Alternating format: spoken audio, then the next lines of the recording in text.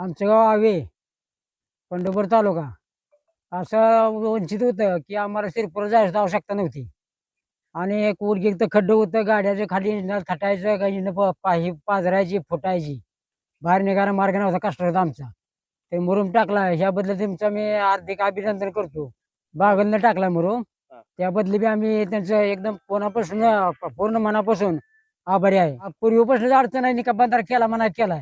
दगड मोठं मोठं टाकलं तर मस्तर बसले दगड होतं, त्यातनं गाडी बारकी जात नव्हती मोठ्यातली. एखादी बिचार डिलिव्हरी न्यायची म्हणलं तर बंधारा डिलिव्हरी मध्येच व्हायची.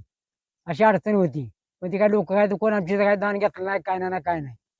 ते आता मुरुम पडला त्यामुळं आमचं गाव सगळं एकदम आनंदात आहे आणि एकदम कशी मागणी? संपर्क आमचा एक नेता आहे रघुनाथ मारुती जगताप. त्यांना लहान नाही काय ते करून शिना मुरुम टाकावं लागतो आपल्याला. हम्म. मग ते रघुनाथांना मागं लागून शिना ती त्यांनी तिकडे करून शिना मग स्वतः उभा राहून शिना टाकून घेतलं. बरं.